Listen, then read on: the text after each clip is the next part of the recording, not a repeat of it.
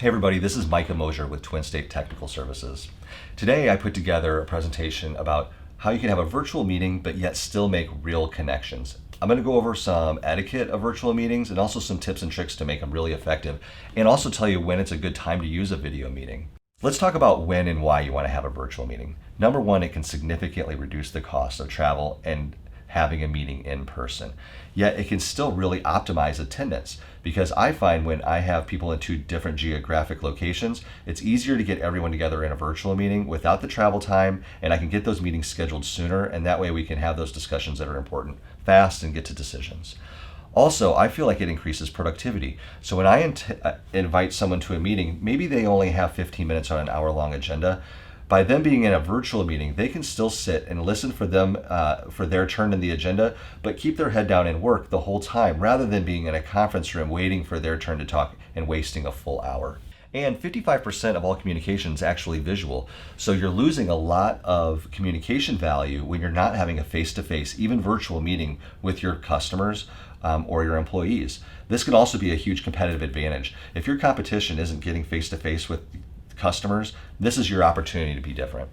So now I'm going to give you some tips and tricks on preparing for a meeting. This is going to be really helpful in making yourself look professional and give your audience a nice experience. So first, practice, practice, practice. If you have a virtual meeting tool that you use in your company, be sure to know it. And I usually say, know it well enough to be a coach. Close your eyes, and can you help someone on the other line navigate the screen so that they can turn on their video camera or share their screen? You should know it that well, so that way you're not frustrated. You're actually happy to help someone on the other line walk through those processes, because if you put yourself in their shoes, it can be frustrating at the first time to get this stuff set up. So know it well so you can be a good coach and smile all along the way that you're helping them out. Second, join your meeting really early. I always find myself joining meetings 20 minutes early, not because I need to prep, because I don't want to be late. And also, if you are there early, sometimes you catch some key decision makers or even people that you want to visit with a little bit before the meeting. So you get some of that banter before the meeting, and you're also right on time and ready to go. And then thirdly, take control over your meeting. So at the beginning of your meeting, make sure that everyone has a chance to introduce themselves, tell a little bit about what they want to get out of the meeting, because I think you and I can relate. There's too many meetings where you join a virtual meeting and you have not had an opportunity to speak for an entire hour, and it really feels like a waste of time. So take control over the meeting, state the agenda, and have people introduce themselves, and make sure to ask what they want to get from the meeting. So a little bit on meeting etiquette. So number one is audio. If you are going to host or have a meeting online in a virtual meeting room, be sure audio is working.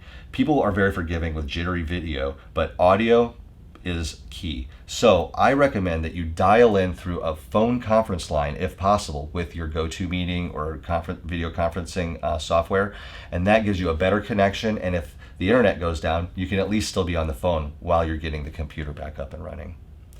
Second, what do you have on your desktop when you are now sharing your desktop?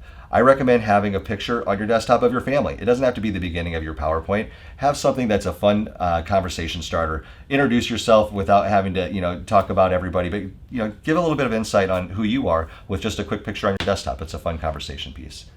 And then have your PowerPoint ready to go. So this is an important piece about when you are ready to share your presentation. Be sure that you have all of your materials ready to go and open, so that way when it's time to share them on your screen, you're just dragging and dropping them, ready to go for your presentation. Now keep in mind, in my experience, 20% of the people that you're having a video conversation with will actually turn on their video. So don't take it personally if others don't want to turn on their video. I leave mine on all the time. People like to see the other person, but we all feel a little self-conscious about being on video. So put yourself in their shoes.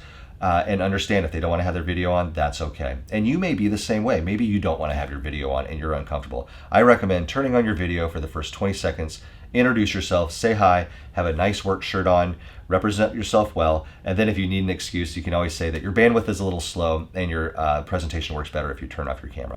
So those are some tips and tricks on how to make your virtual meetings a real connection. Thanks. Take care.